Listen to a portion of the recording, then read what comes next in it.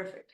And we're going to cover what it means to be a facilitator, what's involved, and then we're going to review the documents, the student materials that both the students will get and the facilitators will get, so that you know exactly what they've been tasked with.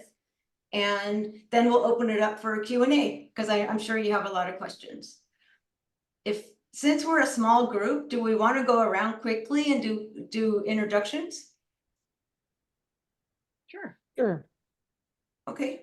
Tomasa, why don't you start, and then you can hand it off to someone. Yeah, so hello, my name is Tomasa. I am from the San Diego branch. I have been with AAUW for, this would be my second year with GovTrek as well. I am also in the GovTrek committee and in the treasurer as well. And I will pass this over to Diane. Okay, I'm Diane, and this is only my second year in AAUW too. And so I figured I'd spend this time just learning how it works. Okay. Why didn't my screen freeze? I can see us all moving. Yeah, we're here. I think we missed the last part of what you said for some reason. Okay, this is only my second year in AAUW. So I got interested in GovTrek because I was a junior high social studies and teacher. So being involved in government and being a responsible citizen is something that most of the students I taught in my district were not, they were the children of immigrants, mostly from China and India, Taiwan, China and India.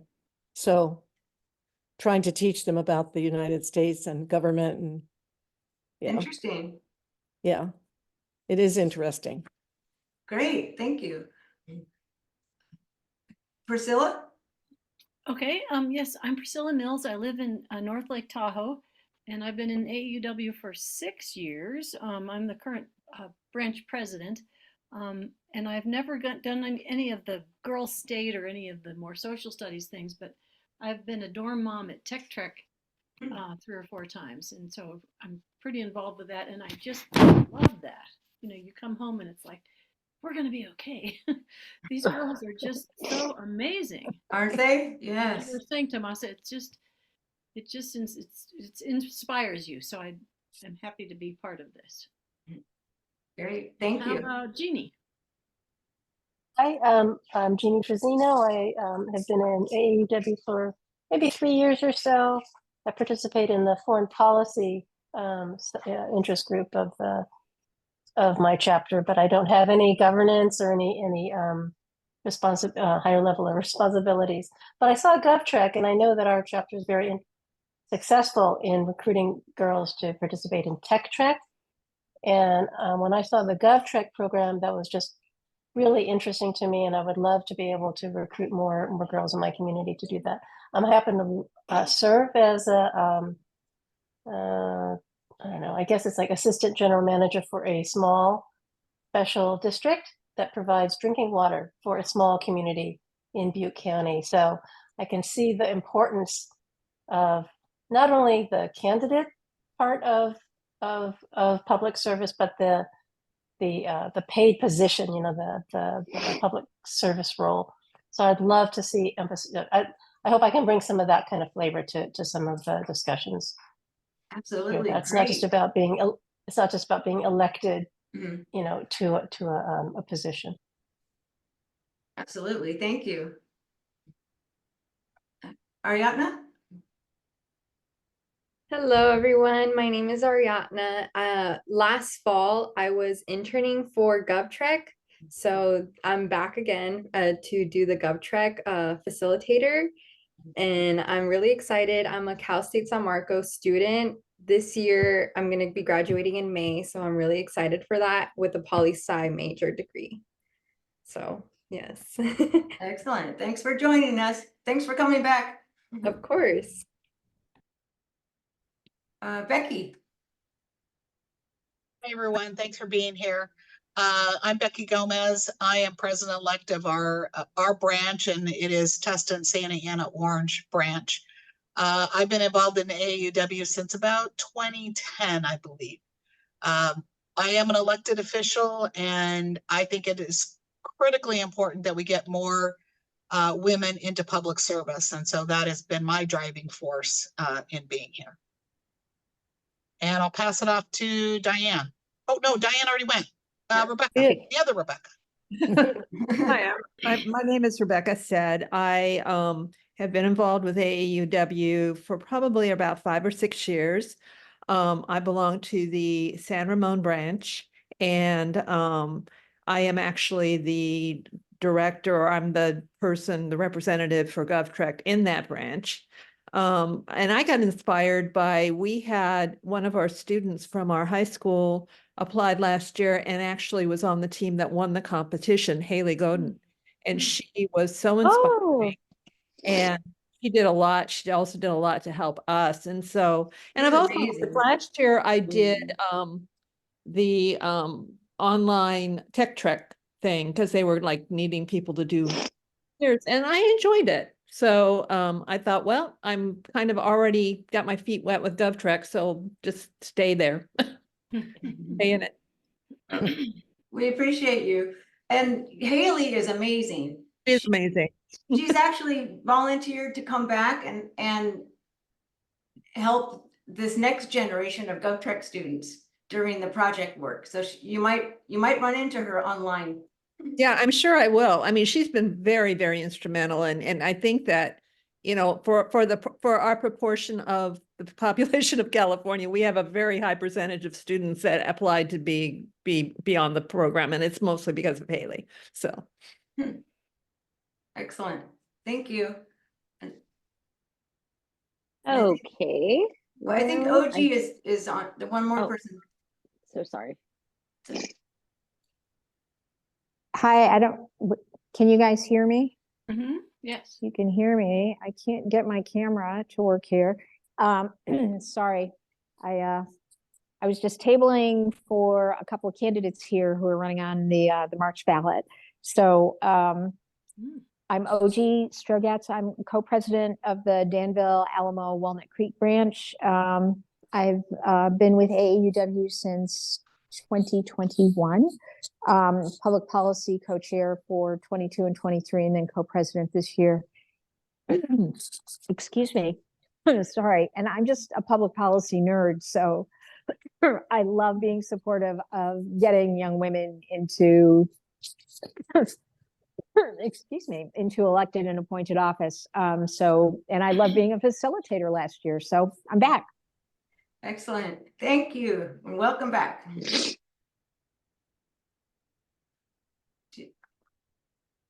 Over to you, Tomasa.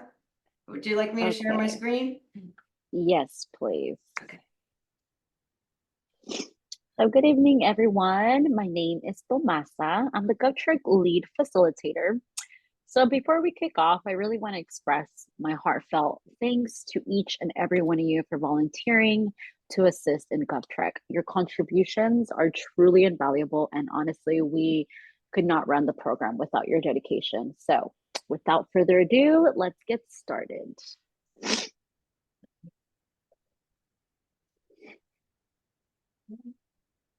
This over here.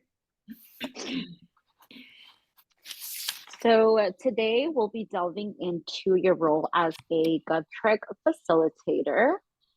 So next slide, please. So we have an exciting agenda ahead. We'll kick things off with an introduction, which we already did, and then we'll follow it up with a deep dive into your role as a facilitator and just like a quick overview of what GovTrek's curriculum is. I'll also share some, valuable facilitation tips, and then we'll take a moment to review essential documents and resources that will be led by Ms. Shauna. And towards the end of our meeting, we'll have a little quick Q&A session to go over everything we missed. Next slide, please. So as we all know, GovTrek is a dynamic statewide virtual initiative designed to spark the curiosity of high school junior and senior girls across California. Our primary goal is to inspire them to explore rewarding careers in public service and elected office. So as participants engage in this transformative experience, they'll not only learn from insightful guest speakers, but they'll also immerse themselves in a team competition, as we all know. This competition involves creating a lifelike campaign simulation, and it just provides them a hands-on and practical understanding of what the political landscape is. Next slide, please. Now, let's go ahead and shine the spotlight on our incredible 2024 guest speakers. So we are privileged to have Dr. Shirley N. Weber, who is the California Secretary of State. We have Dr. Ayanna Davis, which is the Vice President of the School Board of Compton Unified School District.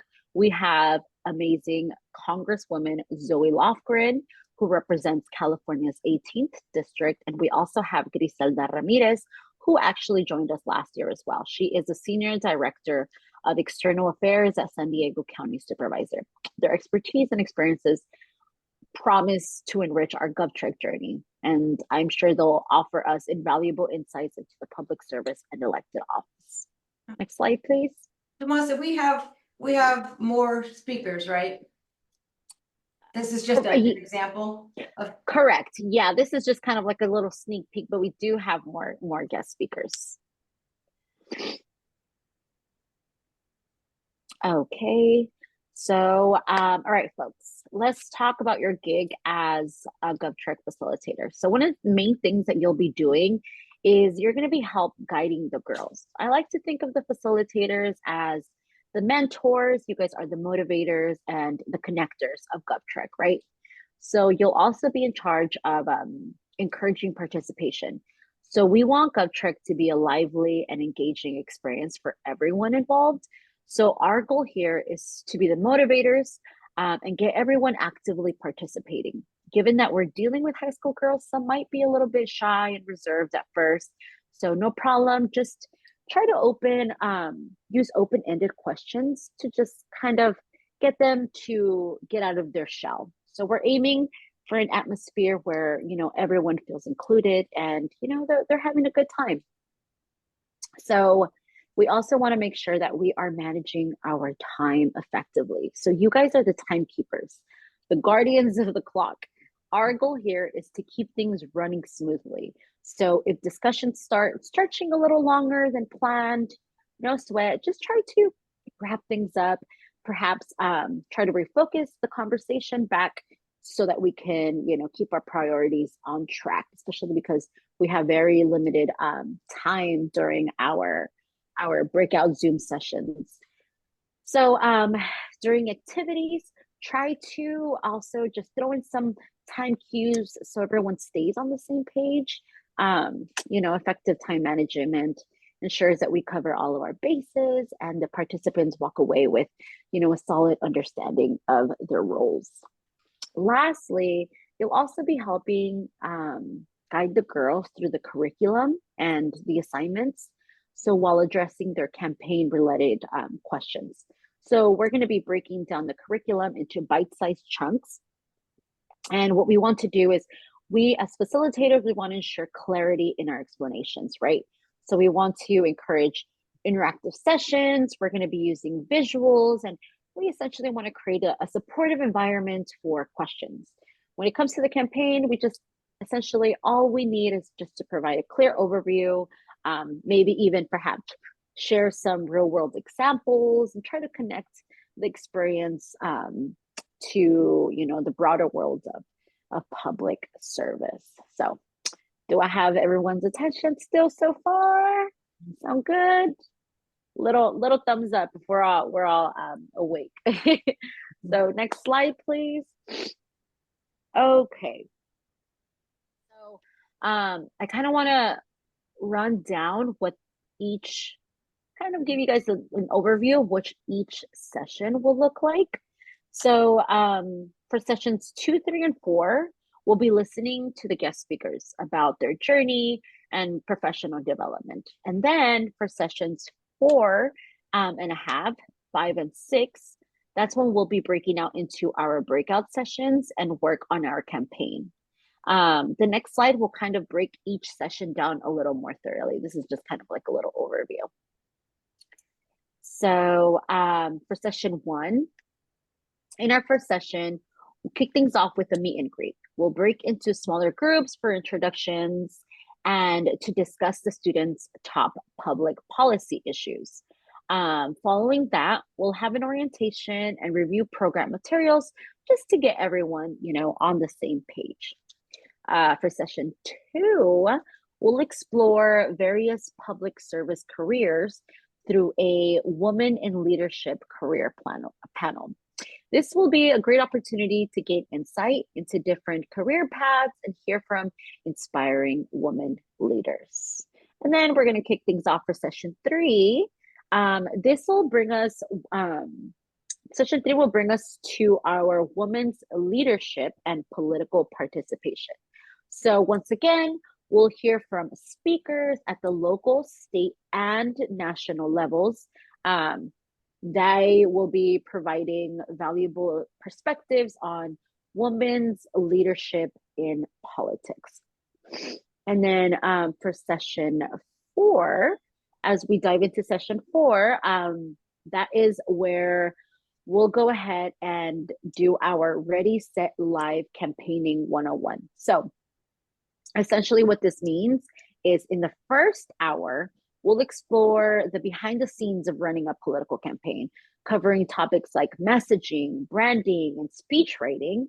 And then on the second hour, we'll kick off our initial project work in our breakout rooms. For session 5 and 6, that's when we'll be dedicating this time to continue working on our team project, and you'll have the chance to collaborate with your team in the breakout rooms on, to continue working. And then for session 7, we will be session 7 is the campaign competition and finale. And then next slide, please.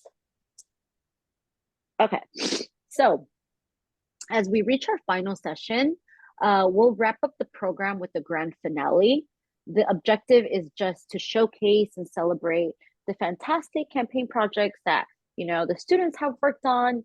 Each of the 5 campaign teams will present their projects to our VIP judges, and they'll be providing constructive criticism. And, quite frankly, last year, they were so thorough with everything, with their feedback, and I thought that was amazing. So it was really exciting to just see them actually observe and just really break everything down for the girls. I know they learned a lot, and as well as I learned a lot. So this session, it's just a moment to celebrate and just recognize their hard work and achievements throughout the program. So next slide, please. Okay, so now let's get back to our facilitation tips. I put these together just from my experience from last year as a facilitator. So I hope they're, they're helpful.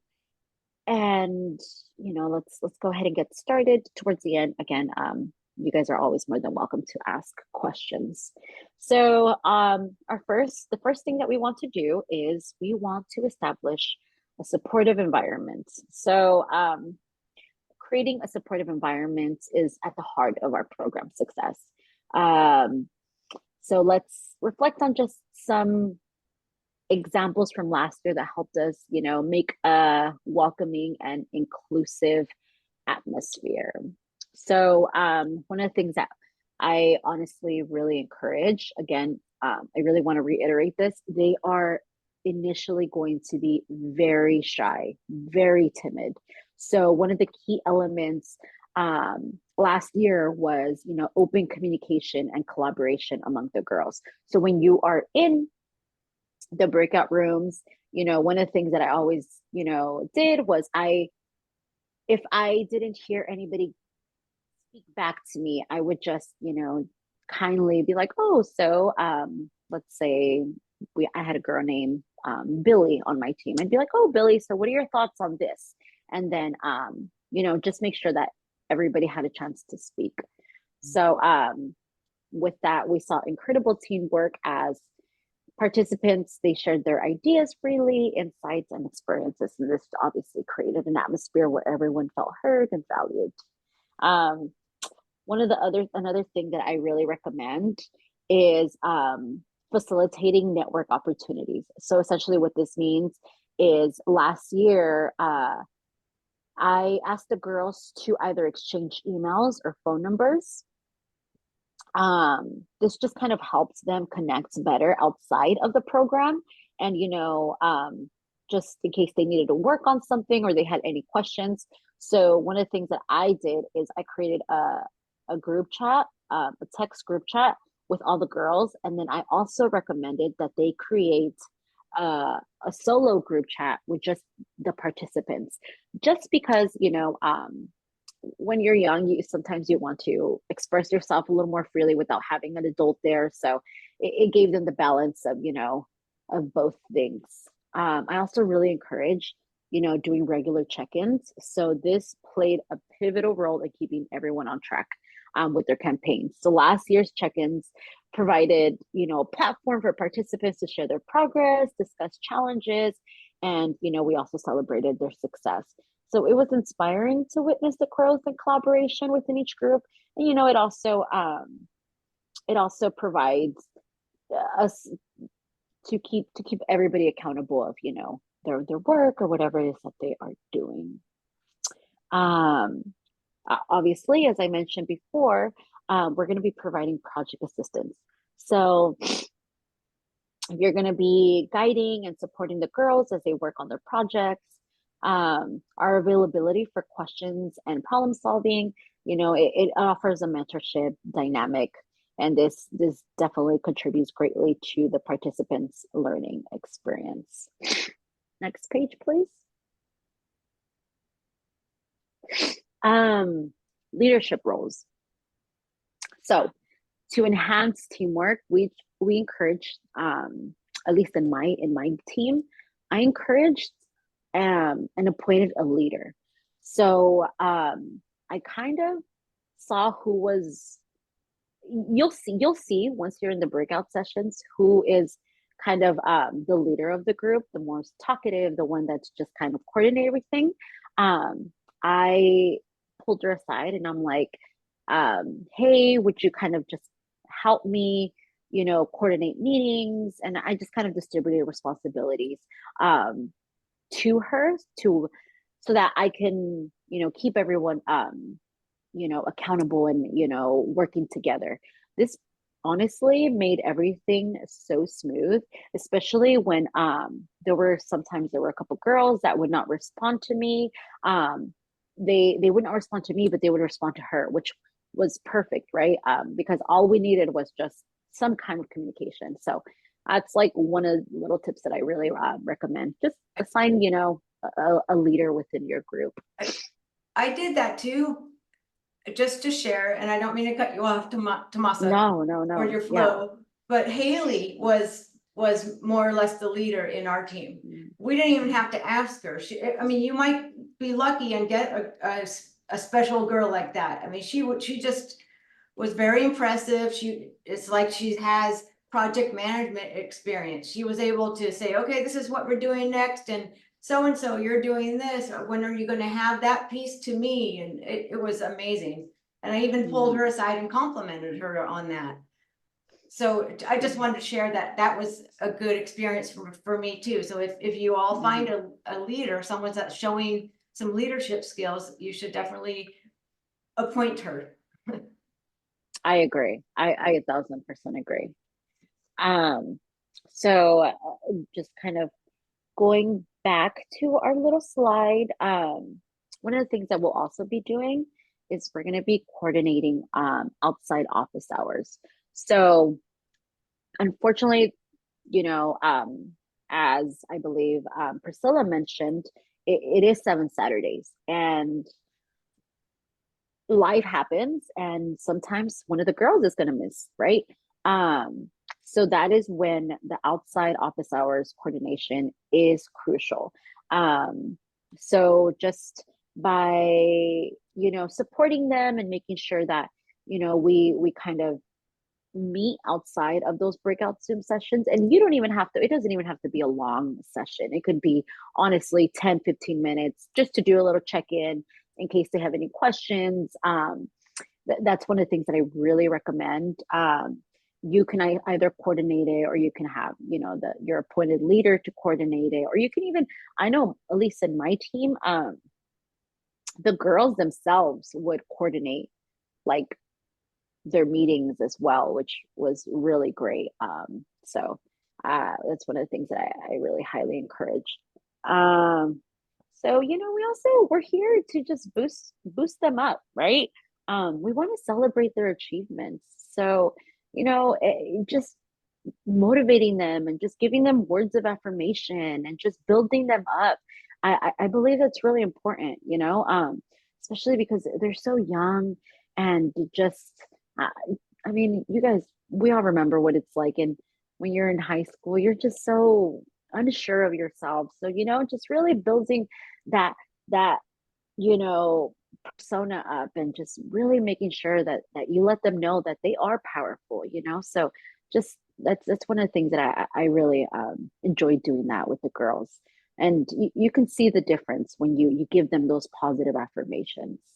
And we're going to be promoting skill development, so we're going to be encouraging the girls to take on different roles within their projects. This not only promotes skill development, but it also facilitates opportunities for learning from one another. So it was fantastic to see participants embracing their diverse roles and just expanding their skill sets. And yeah, so next slide, please. Awesome. Now, let's go ahead and familiarize ourselves with the essential documents and resources that will be our guide throughout GovTrack AAUW. So these resources are instrumental in ensuring a smooth and successful experience for both facilitators and students. So let's go ahead and go to, let me see. So one of the things that I really encourage is Zoom navigation. So as virtual facilitators, it's crucial for us to be kind of a little bit acquainted with Zoom. So, one of the things that I highly encourage when you guys go to your breakout sessions is to have the girls keep their cameras on.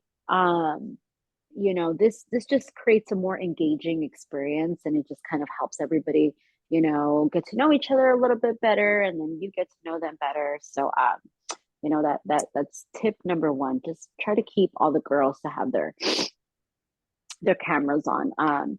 I also encourage us all to just kind of familiarize ourselves with like the chat feature, perhaps screen sharing. Those two are the main things, just so that we can be able to communicate with the girls. And in case like we want to show them something on our computer, we'll be able to do those screen sharing. We also have the GovTrack program syllabus. So our program syllabus, it's our roadmap, right? So just take some time to go through it, highlight some important milestones and deadlines to just keep both us as facilitators on track, as well as the participants. So it just provides an overall structure and timeline for the program. And it just kind of helps us it helps offer a clear guide to our journey. We also have, I also really want you guys to try to understand the project. So the heart of our project lies in the political campaign project. So, if you can, try to understand the project description, that will really, help the students create impactful campaigns. And it just kind of, if we know what, what the project consists of, this kind of clarifies any ambiguities, and it just helps provide examples to ensure that the students are grasping the project's objectives. Now let's go ahead and review the campaign simulation details. So when we are doing this, it's really important to just kind of explain the rules and criteria to the students. This, again, once again, it just helps ensure that they are aware of the competition significance. This element also adds excitement and, real world dynamics to their campaign projects. And then once again, I'm kind of just giving you guys an overview of the documents and resources. Shauna will then, after this, Shauna will take over the call, and she'll kind of go through these documents a little bit more thorough than me. Okay. Okay. So next on our list is the campaign voter outreach template. So once again, just try to familiarize yourself with its structure and its purpose. As facilitators, guide students on effective utilization and customization of the template for their campaign. It's a powerful tool for engaging with the community. And then we'll also have, some of the examples from some of the participants from last year that, you guys can kind of get ideas from.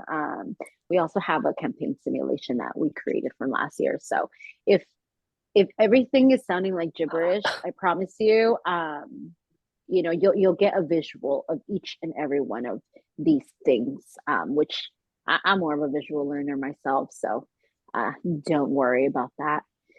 And then, we really want to be able to know what a stump speech template is.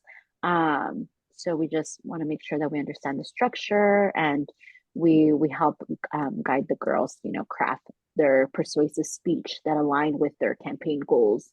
That, like, let's make sure that the girls stay on track and they're not, just kind of like all over the place. And lastly, we really want to ensure that, we familiarize ourselves with the rubric, right? So one of the things that I did last year is I would just kind of cross off, like, okay, how did they rate in this? How did they rate in that? This just kind of helps with, just create a little bit more competition, and we really want to make sure that we share this rubric with the students so that they can emphasize the key areas that the judges will assess. This provides just transparency, and just it helps set clear expectations for the quality of their projects. So yeah, as facilitators, these documents and resources will be our compass. Effective utilization will contribute to a successful GovTrek experience. So let's embark on this journey with confidence and just guide our students to create campaigns that leave a lasting impact, and encourage them to run for office. Maybe one of these girls will be the next president. So thank you for your commitment and dedication to this program. I am gonna wrap this up and pass the podium now to Ms. Shauna. Thank you, Tomasa. That was amazing. She also made that slide deck with all those nice pictures and very professional. We are going to open it up for Q&A, but are there any burning questions that came out during Tomasa's presentation? Okay, Priscilla? It's not really burning, but when you say pull someone aside, how do you do that on Zoom? I mean, is there a way to just talk to one of them without everybody, or is that not what you mean? Well, I could share what happened with Haley. We just happened to be on the call early, I think it was, or late, and I just I grabbed that moment to talk with her on one-on-one. I see. Or you could even ask them to stay on when everybody else, just I wanted to talk to you about something or whatever. Okay. Right. Mhm. I have a question. Oh, sure, Diane. Is everything delivered electronically? All the templates and Yes. guideline, okay, everything is delivered. I'm sharing this with the person in my unit who's really going to be in charge of this. I don't think I'm really in charge of it, but she's out of town, so I want to just make sure she knows all the details. So everything will be delivered electronically. Yes, and there's the links that I sent you tonight, include all of all of the documents.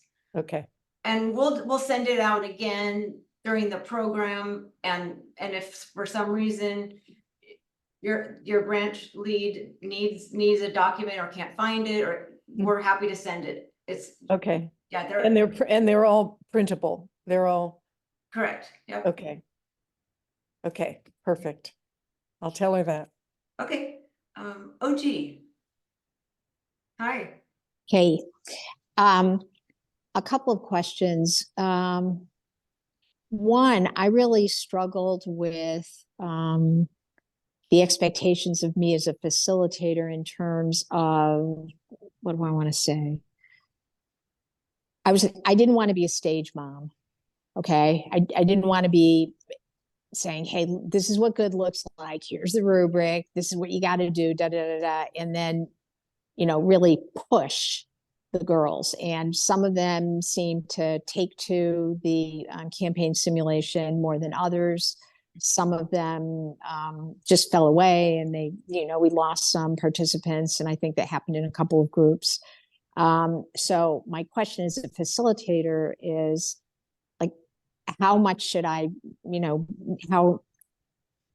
know what the right word is, how assertive to be in terms of saying, okay, so here's where we're at and here's where we need to be.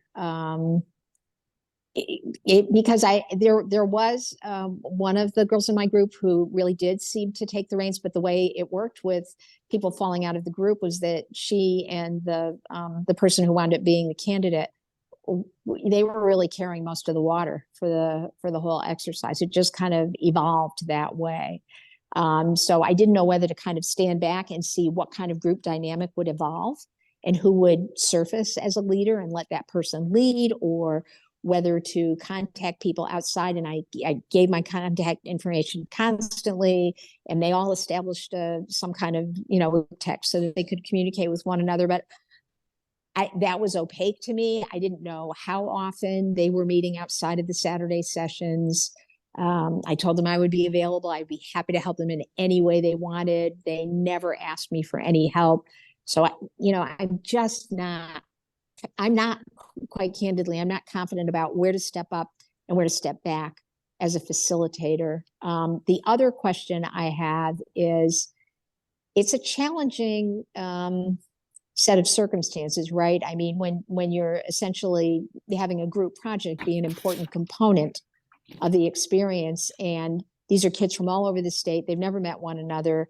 We're artificially just composing groups, and it's for them to, establish relationships and get through a project and have deliverables online. And that's pretty much their relationship. So I'm curious if we have feedback from the students who participated last year in terms of how do you, the whole forming, norming, storming thing that groups go through.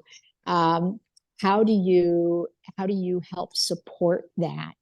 To help make it flourish. So those are my two questions. Tomasa, you look like you want to answer. I wanted to say, I completely understand where you're coming from, where how do you help them without telling them what to do, right? One of the things that I did is I would try to empower them. I would ask them, like, for example, when they were working on their public policy, or their voter outreach, I wouldn't tell them what to think, but I would, be like, okay, so what are you passionate about? Just try to ask them questions so that it comes from them instead of you telling them like, oh, you're going to be doing X, Y, and Z, right? So that's one of the things that I would really recommend. Just try to empower them to think and to really be, use their critical thinking skills. Just think of it as kind of like a teacher, right? Or like a tutor, when we're in a classroom, maybe we can provide an example, like the teacher provides an example, but at the end of the day, they'll ask the students like, okay, so can you also give me another example like this? So just kind of, just empower them to think. That is my first answer to your first question. I agree. Open-ended questions will get them talking. And I think that's always a good approach with with any student, really. As far as your question about like where to step in and where to back off, I'm a task-oriented person. I mean, I can also think strategically and act and communicate strategically, but I think I'm also a project manager. I'm also, like I said, task-oriented. So when I look at the syllabus or I look at the campaign project description, I would say, okay, girls, like you said, this is where we're at and this is where we need to be. Okay, you guys, I realize you're still working on your campaign strategy, but keep in mind, we only have 2 more Saturdays, so you need to move a little quicker. Or, I mean, it's not criticism, and maybe I shouldn't come off that harsh, but I'm a taskmaster. But I try to sugarcoat it a little bit because this is a younger age group. Like, you know what I mean? Like college students could probably handle a little more of a firm hand. High schoolers, we also have some liability for their experience because their parents might want to make sure this is a high quality program. So a little bit less of a firm hand and a little bit encouragement would be good. Is that helpful when I put it when I frame it like that? Yeah, I think I tried to be encouraging. I mean, I'm definitely, I want to be able to get left to my own devices. I want to be able to check the boxes so I can really empathize with you on that, Shauna. And Okay. it can be challenging to just say, okay, I'm going to stand on the dock and I see them in the water and I'm going to call out, hey, you might try this or you might try that every now and again. But basically, they've got to paddle around on their own.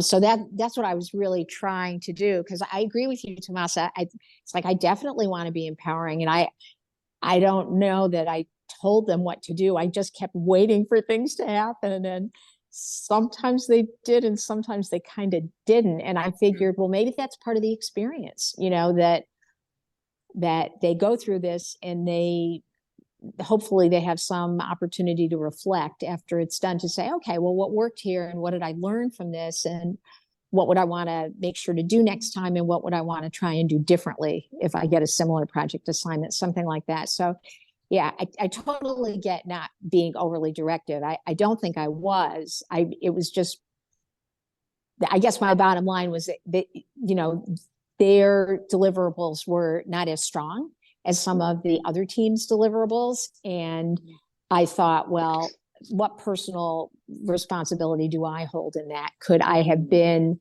could I have offered more guidance or just help them so that they could be more competitive in the end of it all? And it's really hard to gauge, from inside yourself to know. So it's helpful to hear other perspectives. Great. We also have to remember it was the first year. I think we were all just kind of, winging it in a sense when it came to that. So don't be too hard on yourself. This year maybe your team will win. Yeah, well, I mean, the bottom line for me, it's right. It is competitive, and I think that's a really healthy, constructive thing. And sure, I do want them to win, but more than winning, even, I want them to feel like and I think we all share that. You want to feel like they had a meaningful experience. and that they learned a little bit more than they already knew when they went into it in terms of how do you make a project team happen? How do you bring a set of individuals that have never known one another and are only going to interact with one another online across a few Saturdays to pull something off like this? It's a challenge. It's a real challenge. So hopefully they learn a little bit more by the end of it about, okay, well, what would I do if I were in similar circumstances again? And exactly to take pride in what went well. So it's right. It's a matter of, all right, how can I, as a facilitator, be supportive of all of that happening and having its best chance? So I don't want to leave the impression that, it's all about getting the A. In fact, I think I probably erred more on the side of backing away from that and saying, you know what, they're gonna succeed or not on their own. And I'm on standby. I'm here to help if they have questions. I'm here to remind them of, what the rubric is and what the expectations are. But it's not my project. It's not my campaign simulation. It's theirs. They need to own it and they need to work through it. However well or less well they're going to work through it. And it's just it's subjective, right? In terms of one's role as a facilitator. So yeah. Anyway, I'll quit babbling. Sorry. No, I think you're right. You're absolutely right. And what we're looking for from you as facilitators is your knowledge, your vast knowledge, and your familiarity with either campaigning or public service, and offering that to these girls. Because surprisingly, they are familiar. I mean, when I already sent out the issues survey, and we got 15 responses today. We sent it out today, and they've already responded. Yes, I care about this issue. I care about this issue. I care about this issue. But do they really know how to serve in public service? Do they really know what career opportunities are there? And if they want to run for elected office, do they really know how to do that? So we're exposing them to that. And so we're looking to you to bring that insight and bring that knowledge, because it sounds like this group is really strong in that area. So, some of you are elected officials or serving on a board or campaigning. I'm not sure all that you're involved in, but please bring that to your groups. And quickly, I know, Rebecca, you have your hand up. Quickly, I want to say that as far as the technology is concerned, or, Zoom experience, sometimes I wanted to give this scenario. Like if you don't want to share your screen, or maybe you're intimidated by Zoom, ask one of the girls to do it. They're completely familiar with tech. They've grown up with it. So, Roberta, please share your screen so that we can all see it. So that's the teacher in you, right? And that's the project manager in you. You're guiding them to be successful and giving them the tools to do it. Rebecca, yeah. Yeah, I'm still confused about the whole office hour thing. I really don't get it. I understand that some girls are going to miss.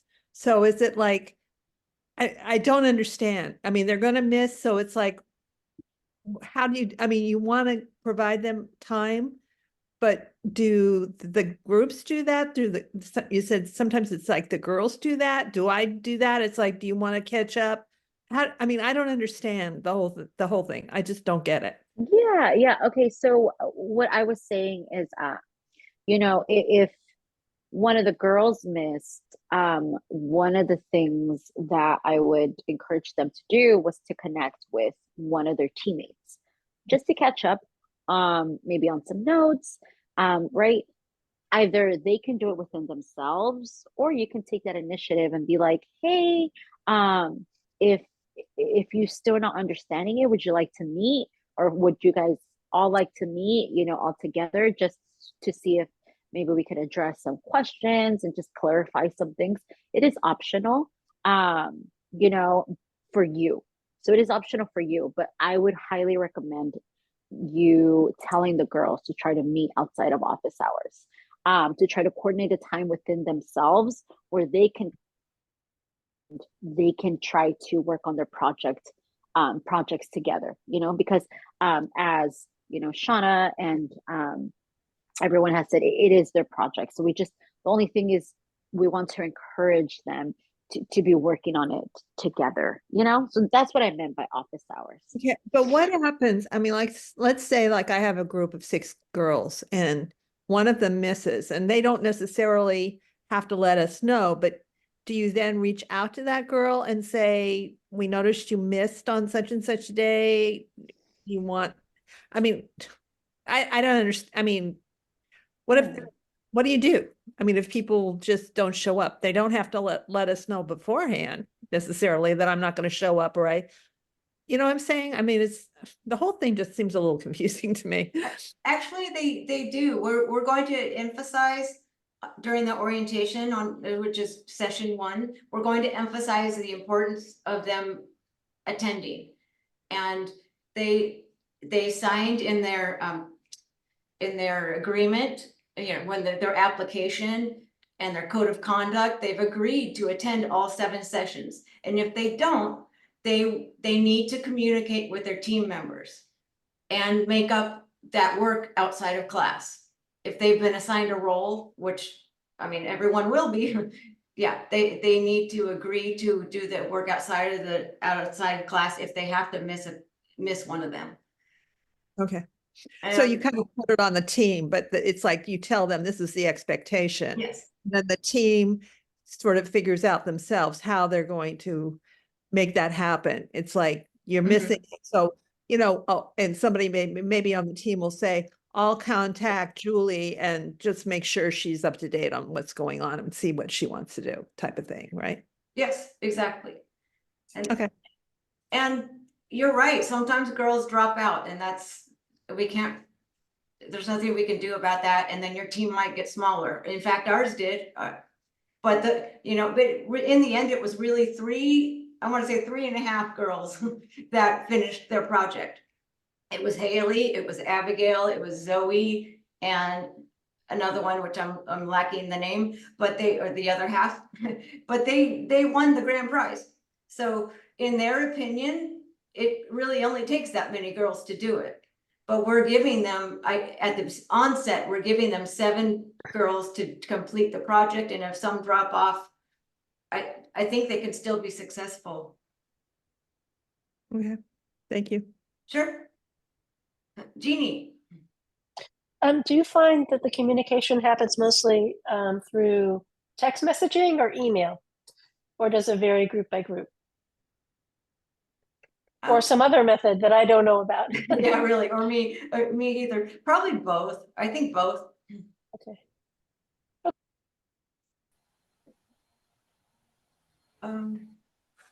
Okay, so I'm going to take some time to run through the documents. I mean, we do have up until 8:30, but it's possible we'll finish early.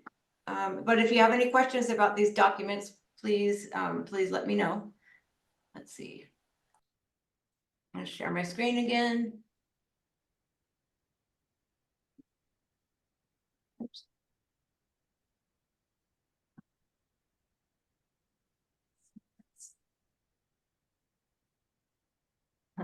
Okay. I wanted to. That's not. Oh, okay. Let's start with the dates. Just you saw it in Tomasa's presentation, but there's 7 Saturdays beginning not this Saturday, but the next. So it's coming up pretty quickly. And as she said, the first 3 dates are speakers and orientation. So you're welcome to attend. We hope that you do. We will need you in the breakout rooms on the first day. At least a few of you, and if not, you'll probably just join and observe. And then on sessions 4, 5, and 6, or half of 4, and then 5 and 6, that's where the project work is going to happen. And you'll be in your own breakout room with your own team that you've been assigned to. We have 14 total facilitator volunteers and about 50 girls. So that sounds to me that like that'll be, let's say one drops out and it's 49 girls. That sounds like 7 teams with 2 facilitators each. So hopefully having the 2 of you, you can help manage that group easier. Make it easier for you. On that note, let's go to the project description. No, let's go to the syllabus. So this is online and it's been updated, I've updated it with the AAW California. They'll be putting the new version online very soon, but the dates haven't changed. Only thing that was really changed in here is I've added the speaker names. So like you'll see here on session 3, there's, you know, local government rep speaker to be announced. Well, we've confirmed that speaker and this one as well, and so on. So this will be updated for you shortly. The next document that I sent you, and which is available online, is the campaign simulation competition document. And this outlines the campaign roles that the girls can take. We will have 1 candidate, we'll have 2 campaign managers, we'll have 2 field and volunteer managers, and 2 communications directors and speech writers. So again, that's assuming we have 7 students on each team. And if people drop out, like they did last year, we hope they don't, but if they do, ideally you'll still have 1 person in each of these roles. And the girls will be able to provide their preference, like if they want to be a candidate or any of the other roles. And what I found is that it takes a special girl who wants to be the candidate. Not everyone wants to be an elected official. I think a lot of them gravitated towards the other roles, quite frankly. But the ones that did want to be the candidate, they're beautiful public speakers. And you know what? All the best to them. I do hope they run for office.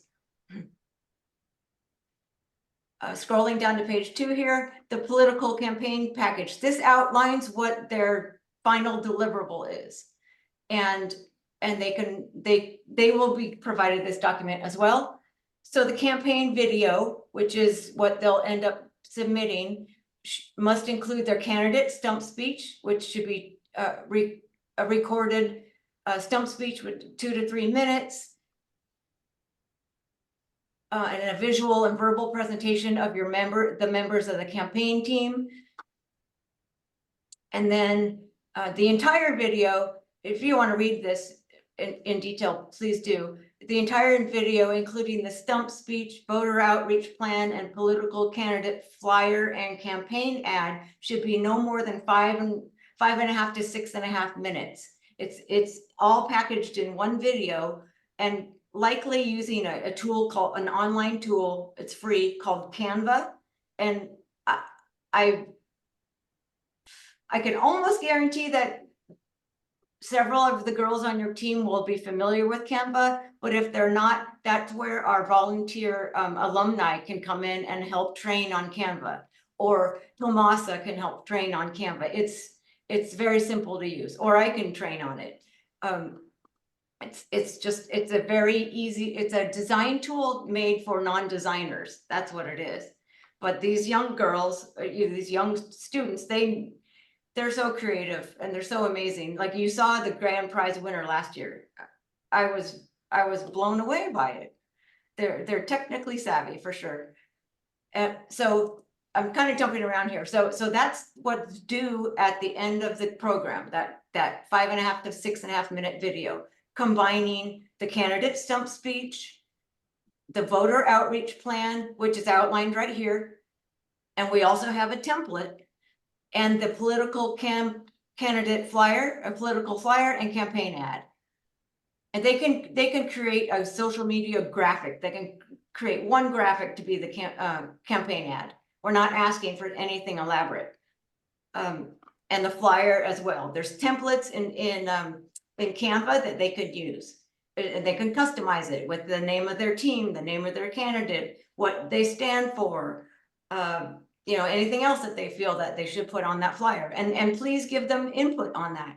Like if you view their first draft and you think, oh, you need to add this to it, please, you know, please make that suggestion. So that's the political campaign package. That is what is, like I said, due at the end of the program. The next document I'm going to review is the project description. So this just goes into more detail and actually breaks it down by expected time that they should spend on each. So once they form their team and you as a facilitator have been assigned, the first thing that you'll work on in session 4, like halfway through session 4, is the defining your campaign strategy. Let's look at the chart right here. I can't highlight it, but the colorful chart on the right top, you'll see that the defining your campaign strategy should be done by the entire team. So during session 4, when you meet with them for that last hour, you know, give a moment for everyone to introduce themselves and they should know what role they're playing by then. We'll give it to you, but we'll also send it to them probably by email and say, here, your roles have been announced. So they'll go into this campaign strategy session knowing what role they play. But as a team, what you'll want to get them started on is defining their campaign strategy and messaging, which is all outlined right here. It's every bullet, you should just have them go through every bullet and discuss it and talk about it and have one student document all this. They'll probably use a Google Doc or a Word doc, whatever software that they use. They should be familiar with that. I mean, that's what our team did. They brought up a Google Doc and make sure that someone's writing down an answer to all of these questions, like what's your campaign strategy and messaging addressing 2 or more voter demographics. So what is your voter demographic? You know, what position will your candidate run for? And there's some scenarios below. Actually, let me scroll down there. These are the scenarios that they can choose from. They could choose to run for a local office. They could choose to run for a congressional seat or a House seat. So that's something they can discuss as a team and decide what office they want to run for.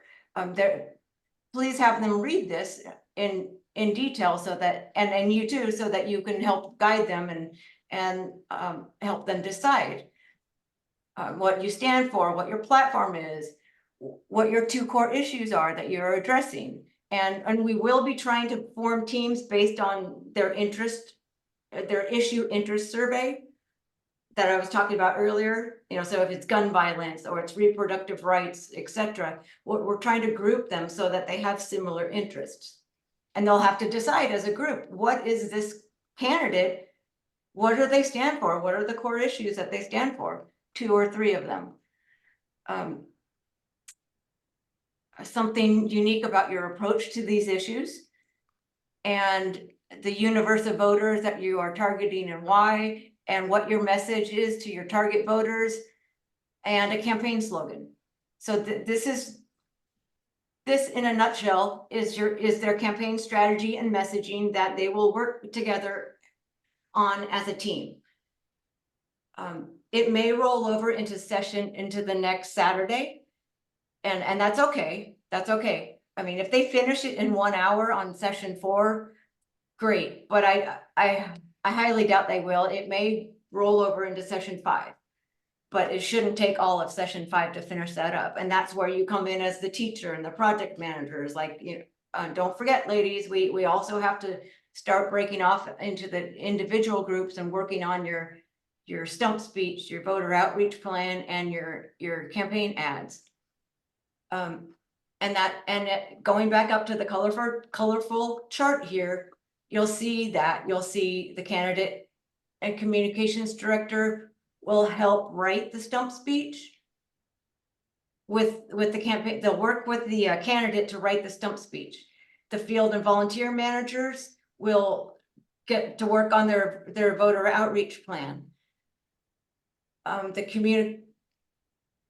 communications director will work on separately, will work on the flyer and the ad.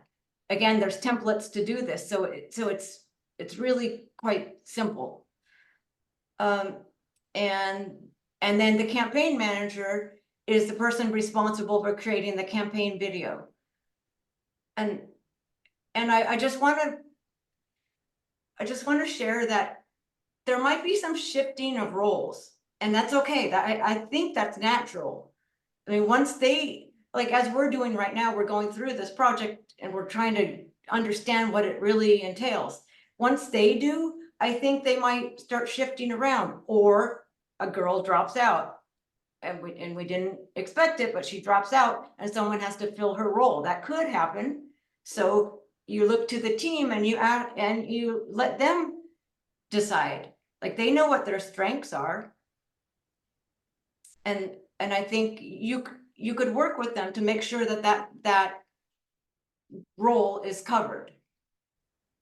So there, that's where the flexibility that Tomasa was talking about needs to come in. It is, I'm not sure what word to use here, but it is going to kind of evolve. It won't just be so straightforward.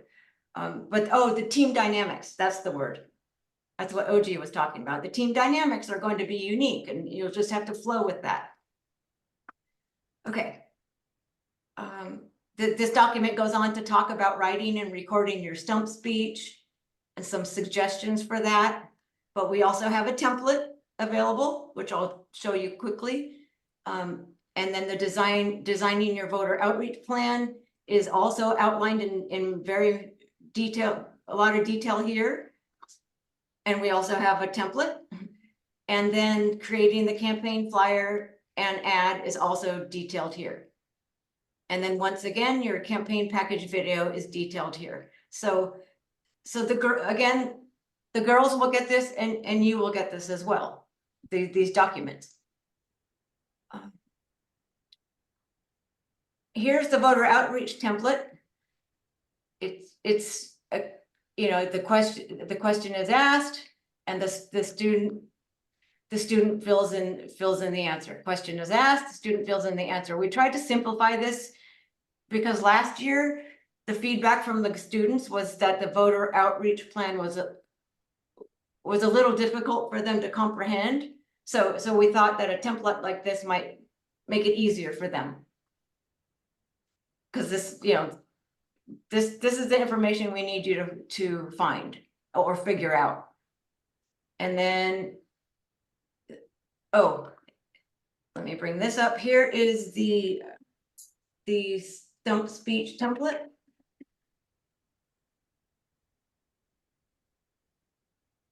Same thing, right? Fill in the blanks.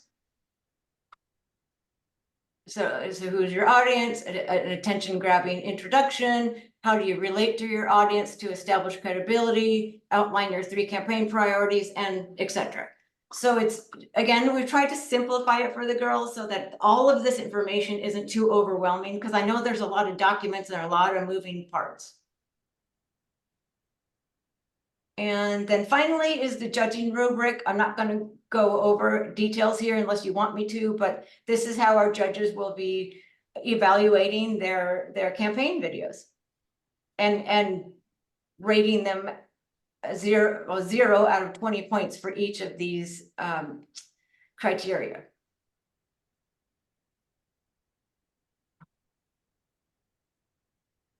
So with that, I believe I'm done reviewing the documents. If that brought up any questions, please feel free to speak up.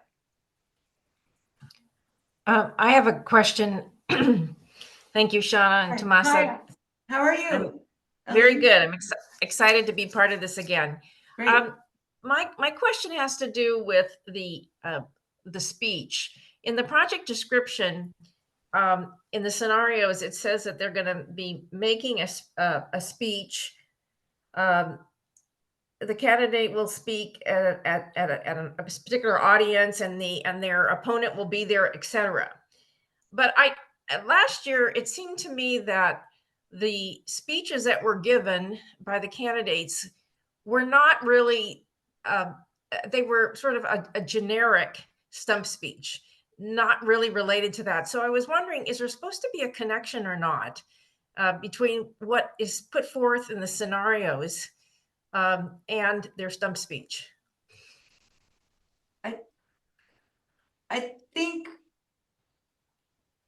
as far as being at an event where their competitor is I don't think there necessarily needs to be a connection to that.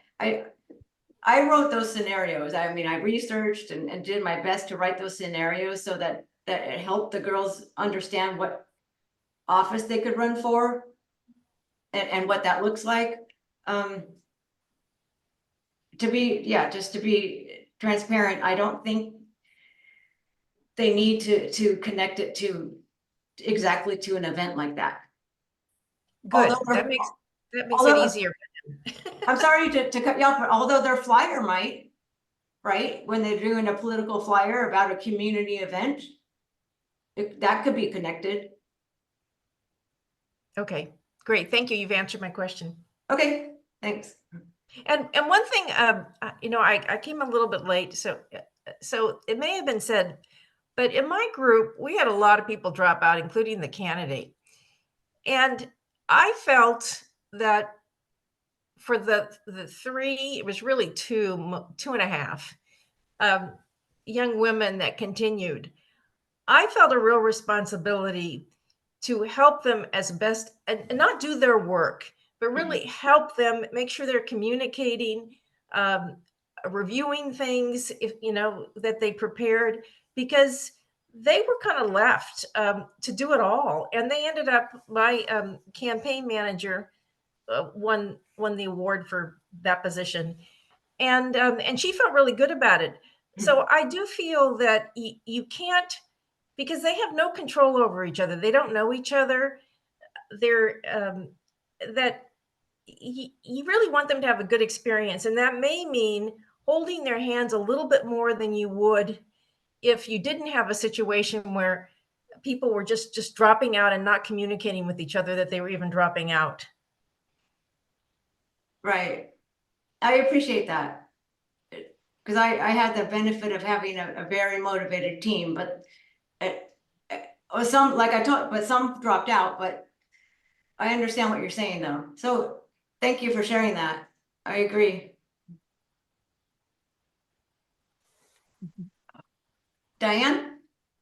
I just have a quick question. What is the name of the software that the girls use? I couldn't quite understand I'm not familiar with it. How do you spell the name of that software? It's Canva, so CANVA. Oh, just like it sounds. Okay, they're probably all familiar with it, but I'm not. So I will be if I work on this with. Yes. Yeah. Yep. The slide deck that did I say this? The slide deck that Tommaso shared tonight, she built that in Canva. Okay, great. That's great. I'll have to learn to use it. Priscilla? So how do the girls work together in small groups on Zoom? Are we allowed to do breakout rooms, or I'm just confused how this is going to work on the computer? Last year, once they finished their strategy as a full team, last year we created sub breakout rooms. So let's say your team number 1, and then we would do 1A, 1B, and we did 1C, but I think we got the feedback that they never used all 3. I think does that make sense? So there'll be extra breakout rooms where they can go separately, so there's no talking over each other. Right, you'd have to, because it's not group work, it's small.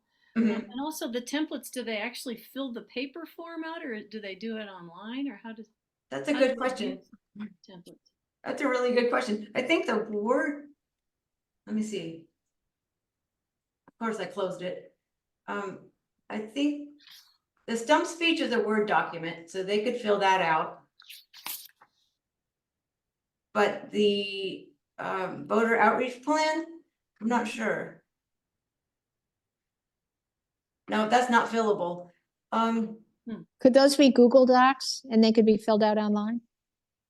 This one's not, but I think Okay. we could probably find the Word document. I'm glad you brought that up. Actually, I think Becky, this was yours, I think. Do you have the Word document? On which thing? I don't think I did that. I don't think I did that originally. Okay, well, we'll have to figure that out. And get back to you, but I'm glad you brought that up. It's not fillable.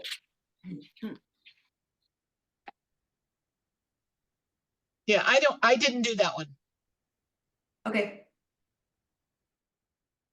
Sorry, I thought, So is it something where the girls that are in charge of, say, the voter outreach template, they work on and then they show everybody, or? I mean, that, if it's the just voter- a paper form, what do they just go like this? And, or, I mean, how do they share their template with everybody, or do they not need to do that? Or is that something that the whole group does? so the voter outreach plan will be up to the two, what were People they? that are in charge of that. Yeah, the two that are in charge of that. Yeah. I'll give an example. My team last year, they used a Google Doc and they answered those questions and used a Google Doc, which is shareable online, right? And then when putting together their final video, we didn't ask them to do this, but they were so technically savvy and so motivated about this. They made a website and put all their voter demographics on and their outreach plan and another thing that blew me away. And then recorded that in their Canva video. Wow. That's my biggest fear, is because I'm so bad with technology, I would not have a clue as to how to advise them. So I'm assuming by now in high school and after 2 years of virtual learning, they're experts at this stuff. I think so, but if you feel that you need help, or like you're not the right person to guide them on certain technology things, please, you can come back to the main room, or send me or Tomasa a text, or Okay. likely Tomasa. I want her to be the lead on this, but you could send it to me too, and ask for help, because we'll have some of our alumni students there during the project work times, and they can join your Zoom room and help out your girls. Okay. I did virtual tech trek one summer and we did a lot of that. So okay, that was very helpful. So when it comes to the voter outreach, template, we have to remember that it's just a template.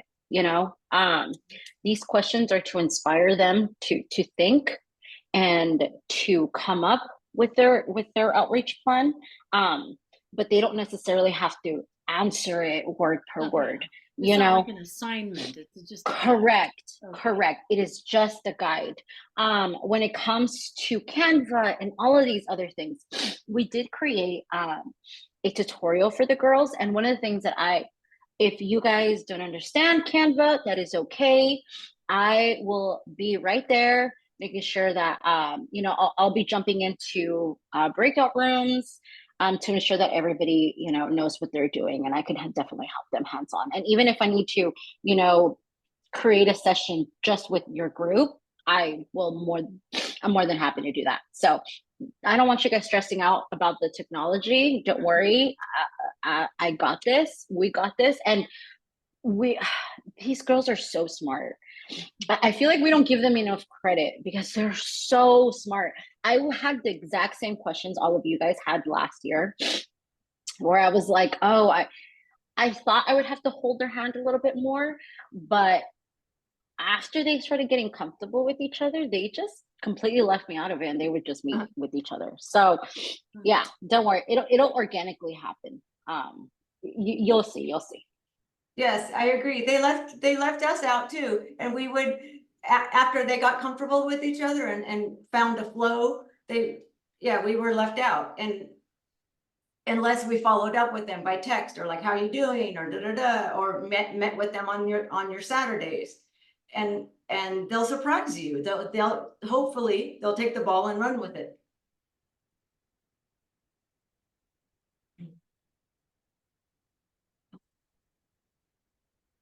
Do we answer all the questions, or are there any other concerns? Because we want you to have a good experience too. And then I'm also going to put my email on the chat just in case you guys have any questions. You guys can just redirect them towards me. I'm sorry, I'm getting off of a cold. So let's see. And then here is my cell phone number as well. You guys are more than happy to call me, text me anytime, and I'll be helping you guys out with anything that you guys need. And are there any more questions?